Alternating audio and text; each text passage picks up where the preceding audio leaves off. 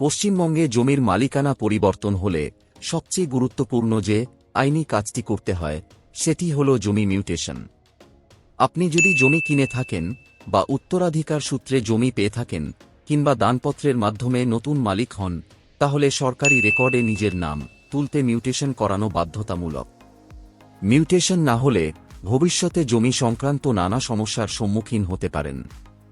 এই ভিডিওতে আমি আপনাদের দেখাবো 2026 সালের নতুন নিয়ম অনুযায়ী কিভাবে অনলাইনে মিউটেশনের জন্য আবেদন করবেন। পুরো প্রক্রিয়াটা স্টেপ বাই স্টেপ সহজভাবে বোঝানো হবে, তাই অনুরোধ করব ভিডিওটি শুরু থেকে শেষ পর্যন্ত মন দিয়ে দেখুন। তাহলে চলুন ভিডিও শুরু করা যাক। প্রথমে বাংলার ভূমি পোর্টাল ওপেন করবেন, তারপর সাইন ইন অপশনে ক্লিক করবেন। ক্লিক করার পর এই রকম ইন্টারফেস আসবে। এখানে রেজিস্টার মোবাইল নাম্বার এন্ট্রি করবেন এবং এখানে পাসওয়ার্ড এন্ট্রি করবেন। তারপর ক্যাপচা বক্সে ক্যাপচা এন্ট্রি করে লগ ইন অপশনে ক্লিক করবেন। যদি লগ ইন আইডি না থাকে তাহলে সাইন আপ অপশনে ক্লিক করে আগে লগ ইন আইডি তৈরি করবেন। তারপর লগ ইন করবেন। লগ ইনে ক্লিক করার পর রেজিস্টার মোবাইলে ওটিপি আসবে। জাস্ট ওটিপির ঘরে ওটিপি এন্ট্রি করে সাবমিটে ক্লিক করবেন। ওটিপি সাবমিট করার পর অ্যাপ্লিকেশন ড্যাশবোর্ড ওপেন হয়ে যাবে। পোর্টালে লগ ইন করার পর সিটিজেন সার্ভিস অপশনে ক্লিক করবেন। ক্লিক করার পর অনলাইন অ্যাপ্লিকেশন অপশনে ক্লিক করে মিউটেশন অপশনে ক্লিক করবেন। ক্লিক করার পর মিউটেশন অ্যাপ্লিকেশন ফর্মও ওপেন হয়ে যাবে। প্রথমে জেলার নাম সিলেক্ট করবেন, তারপর ব্লকের নাম সিলেক্ট করবেন এবং এখানে মৌজার নাম সিলেক্ট করবেন। তারপর পার্টিকুলার্স অফ অ্যাপ্লিকেন্ট সেকশনে আসবেন। অ্যাপ্লিকেশন টাইপ সেলফ সিলেক্ট করবেন।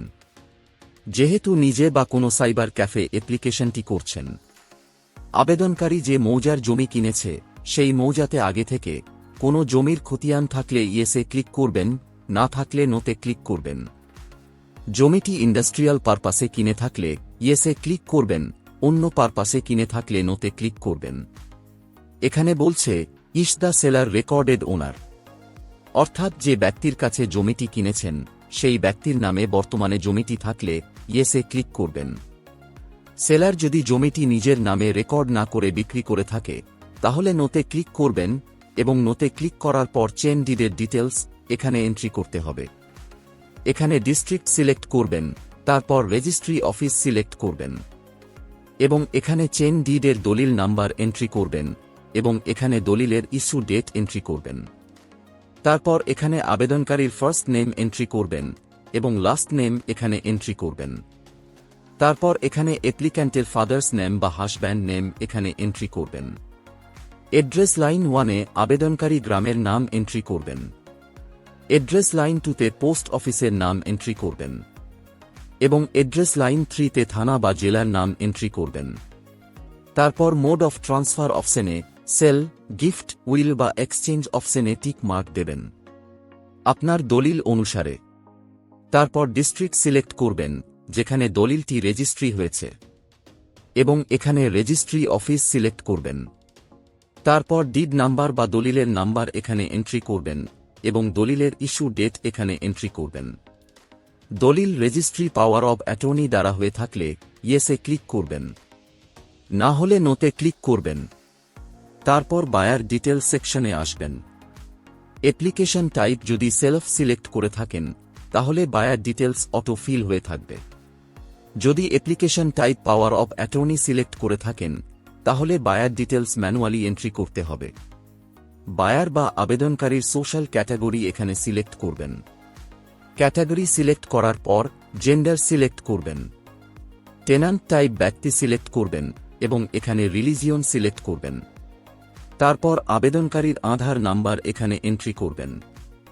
আধার নাম্বার এন্ট্রি করার পর আধার রেজিস্টার মোবাইল নাম্বার অথবা ব্যাংকের সাথে রেজিস্টার মোবাইল নাম্বার এখানে এন্ট্রি করবেন। এন্ট্রি করার পর ট্যাব প্রেস করবেন। ট্যাব প্রেস করার পর মোবাইলে ওটিপি আসবে, ওটিপির ঘরে এন্ট্রি করবেন। তারপর ইমেল আইডি এখানে এন্ট্রি করবেন যদি থাকে, না থাকলে অপশনটা ফাঁকা রেখে দেবেন। তারপর পার্টিকুলার্স অফ ট্রান্সফারার সেকশনে আসবেন। এখানে সেলার ডিটেলস এন্ট্রি করতে হবে, অর্থাৎ যে ব্যক্তি জমিটি বিক্রি করেছে। এখানে সেলারের ফার্স্ট নেম এন্ট্রি করবেন এবং এখানে লাস্ট নেম এন্ট্রি করবেন। সেলারের পিতা বা স্বামীর নাম এখানে এন্ট্রি করবেন। তারপর এড্রেস লাইন 1-এ ওয়ার্ড বা গ্রামের নাম এন্ট্রি করবেন। এড্রেস লাইন 2-তে পোস্ট অফিসের নাম এন্ট্রি করবেন এবং এড্রেস লাইন 3-তে থানা বা জেলার নাম এন্ট্রি করবেন। তারপর প্লট নাম্বার এখানে এন্ট্রি করবেন, সেলার যে প্লটটা বিক্রি করেছে। তারপর সেলারের খতিয়ান নাম্বার এখানে এন্ট্রি করবেন। শেয়ার এরিয়া অপশনে জমির পরিমাণ এন্ট্রি করবেন এবং ইউনিট অপশনে ক্লিক করে একর অপশন সিলেক্ট করবেন। তারপর ল্যান্ড ক্লাসিফিকেশন অপশনে ক্লিক করে জমির শ্রেণী সিলেক্ট করবেন দলিল অনুসারে। পারপাস অফ মিউটেশন অপশনে জমিটি কি পারপাসে ব্যবহার করবেন তা সিলেক্ট করবেন জমির শ্রেণী অনুযায়ী। তারপর সেলারের মোবাইল নাম্বার এখানে এন্ট্রি করবেন। তারপর অ্যাড অপশনে ক্লিক করবেন। অ্যাড অপশনে ক্লিক করার পর নিচে প্লট অ্যাড হয়ে যাবে। একের বেশি দাগ নাম্বার বা প্লট থাকলে এইভাবে সমস্ত প্লটকে অ্যাড করবেন। তারপর লিস্ট অফ এনক্লোজার সেকশন অপশনে ক্লিক করবেন। ক্লিক করার পর ডকুমেন্টস আপলোড করার লিস্ট পেয়ে যাবেন। প্রথমে দলিল স্ক্যান করে আপলোড করবেন 2 MBর মধ্যে। মনে রাখবেন, দলিল আপলোড করা বাধ্যতামূলক। 2-এ উত্তরাধিকারের সূত্রে জমি মিউটেশন হলে উত্তরাধিকার শংসাপত্র আপলোড করবেন। 3-এ পিট দলিল থাকলে আপলোড করবেন। 4-এ হাল খাজনার রসিদ থাকলে আপলোড করবেন। এছাড়া অন্য কোনো ডকুমেন্টস থাকলে আপলোড করবেন। তারপর ফিস স্ট্রাকচার সেকশনে আসবেন। এখানে কৃষি জমি, অকৃষি জমি ও কমার্শিয়ালের ক্ষেত্রে পার ডেসিমেলে কত টাকা ফিস লাগে তা দেওয়া আছে। তবে বর্তমানে পশ্চিমবঙ্গে কৃষি জমির খাজনা বা কৃষি জমির মিউটেশন করার ক্ষেত্রে কোনো রকম টাকা পেমেন্ট করতে হয় না। তারপর SOP for disposal of mutation সেকশনে আসবেন। এখানে কত দিনে মিউটেশন নিষ্পত্তি হবে তা দেওয়া আছে। সমস্ত ইনফরমেশন ভালো করে চেক করবেন এবং এখানে ক্যাপচা এন্ট্রি করবেন। তারপর এখানে টিক মার্ক দিয়ে সাবমিট অপশনে ক্লিক করবেন।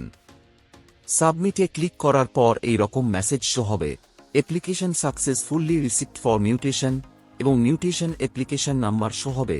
অ্যাপ্লিকেশন নাম্বার কপি করবেন এবং ওকেতে ক্লিক করবেন। তারপর অ্যাপ্লিকেশন ফর্ম ও ডিক্লারেশন ফর্ম ডাউনলোড করে নেবেন। অ্যাপ্লিকেশন ফর্ম ডাউনলোড করার পর ফিস পেমেন্ট অপশনে ক্লিক করবেন। ক্লিক করার পর এই রকম ইন্টারফেস আসবে এবং একটা পপ আপ আসবে, এক্সিটে ক্লিক করবেন। তারপর ক্যাপচা ঘরে ক্যাপচা এন্ট্রি করে ভিউ অপশনে ক্লিক করবেন। সমস্ত দাগ নাম্বার যদি কৃষি জমি হয় তাহলে এই রকম মেসেজ শো হবে, please enter proper reference number. আর যদি অকৃষি জমি থাকে যেমন বাস্তু, ভিটা ও পুকুর তাহলে টাকার অ্যামাউন্ট শো হবে। কৃষি জমির ক্ষেত্রে কোনো ফিস কাটাতে হয় না। যেহেতু বর্তমানে পশ্চিমবঙ্গ সরকার কৃষি জমির ক্ষেত্রে খাজনা মকুব করেছে। মিউটেশন অ্যাপ্লিকেশন সাবমিট করার 24 থেকে 72 ঘণ্টার মধ্যে হিয়ারিংয়ের জন্য নোটিশ জেনারেট হয়ে যাবে। এই নোটিশ ডাউনলোড বা প্রিন্ট আউট করার জন্য বাংলার ভূমি পোর্টালের হোম পেজে এসে সিটিজেন সার্ভিসে ক্লিক করবেন। তারপর অনলাইন সার্ভিস স্ট্যাটাস অপশনে ক্লিক করে মিউটেশন স্ট্যাটাস অপশনে ক্লিক করবেন। ক্লিক করার পর এই রকম ইন্টারফেস আসবে। এখানে কেস ওয়াইজ সিলেক্ট করবেন। তারপর এখানে ডিস্ট্রিক্টের নাম সিলেক্ট করবেন। তারপর ব্লকের নাম সিলেক্ট করবেন। ব্লক সিলেক্ট করার পর মৌজার নাম সিলেক্ট করবেন। যে মৌজাতে মিউটেশন অ্যাপ্লিকেশন করেছেন সেই মৌজা। তারপর এখানে কেস নাম্বার এন্ট্রি করবেন। কেস নাম্বার এন্ট্রি করার পর ক্যাপচা ঘরে ক্যাপচা এন্ট্রি করে সাবমিটে ক্লিক করবেন। সাবমিটে ক্লিক করার পর নিচে স্ক্রল ডাউন করলেই অ্যাপ্লিক্যান্টের ডিটেলস দেখতে পাবেন। জাস্ট ডাউনলোড অপশনে পিডিএফ এর উপর ক্লিক করবেন। ক্লিক করার সঙ্গে সঙ্গে হিয়ারিং নোটিশ ওপেন হয়ে যাবে। তারপর এটাকে ডাউনলোড বা প্রিন্ট আউট করে নেবেন এবং এই নোটিশ বিবাদী পক্ষকে বাই পোস্টে চিঠি করবেন এবং হিয়ারিংয়ের দিনে সমস্ত নথিপত্র নিয়ে বিএলআরও অফিসে সশরীরে হাজির হবেন। আশা করি এই ভিডিওটির মাধ্যমে আপনাদের অনলাইনে জমির মিউটেশন অ্যাপ্লিকেশন পদ্ধতি স্টেপ বাই স্টেপ বোঝাতে পেরেছি। যদি আপনারা আরও কিছু জানতে চান বা কোনো প্রশ্ন থাকে তাহলে নিচে কমেন্ট বক্সে কমেন্ট করতে ভুলবেন না। ভিডিওটি যদি ভালো লেগে থাকে তাহলে লাইক এবং শেয়ার করুন এবং আমাদের চ্যানেলটি সাবস্ক্রাইব করতে ভুলবেন না। এই ভিডিওটি এতক্ষণ দেখার জন্য আপনাকে অসংখ্য ধন্যবাদ।